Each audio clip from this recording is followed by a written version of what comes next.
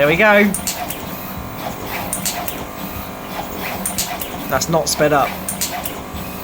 So a little improvement that I've just done here is obviously you've got the lenses here. You chop off the end, then you sand it, and then beforehand it would be go back in net. Then it will go in net. So new improvement is come here, chop off the end, sand it, and then because they're going to need to be O-ringed anyway, grab an O-ring, slip it around. There you go, finished, and then in there.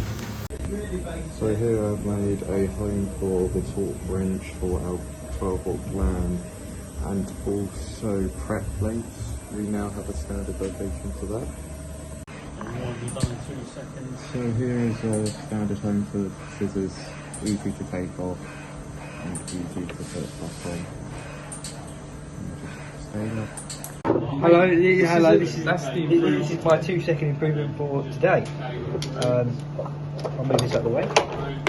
You glue this to the table, sorry, you tape it to the table, 4 corners, so it remains still when you paste it. When I don't know the paste. Where's the template? I don't know. Right, anyway, imagine there's a template there, and then you paste it, doesn't move because it's stationary. The problem with before is that it was all moving, creating many defects and inefficiencies. This makes it more efficient, more clean, and overall better quality. Thank you for listening. Jordan, tell us about your new improvement. So instead of sitting here and waiting for the wire, I had everything already set up here, so I just thought that I'd try this. I grabbed the bottom of the line, and then lined it all up with the rods, and then put the M4 grub nuts into a certain aspect. So what we're waiting for now is the cable. So the cable comes along.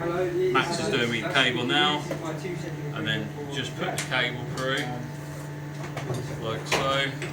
You glue this to the table, like so. You tape it to the table. Grab hold of that. So it remains still. Flick it through.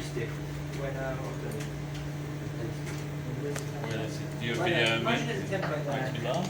It's always where someone's watching, you know. Look, pull the cable through. Give it a spray, obviously.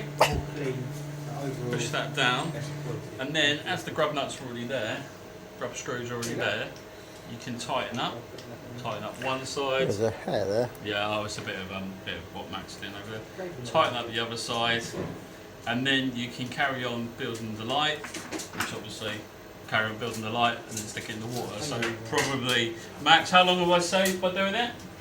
Well, you could say days of waiting really for cable. So now what we can do is, if we have the materials up here behind me, You can then build, if we know we're doing stock, I've got to do stock of 50, we can then build the shell, so to speak, and then just wait for the cable. And that's my improvement for today. So here I've added this little stopper on the packaging there, because before, when you put a tube down, it would roll. Now it gets stopped there instead of falling on the floor or me having to catch it. So here I've made this little holder for our labels. So you can just pull them and it will just stay there, and the labels will just stay in place. So now, just to make it easier, instead of having it all ravelled up in the dust somewhere, so you just put it in there, and when you're sitting there putting labels on, you just literally pull it until you need it.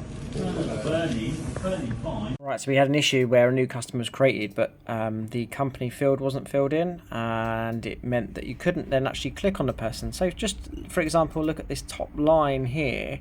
That person has gone in as a garden designer, etc., but you can't actually select them. So you see how the company name actually becomes the link.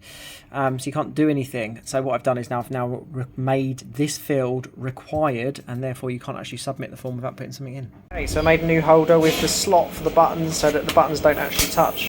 Cam's done this before on the desk, before he started doing his 3S, and this is after. Look how much better that is. Well done, Cam.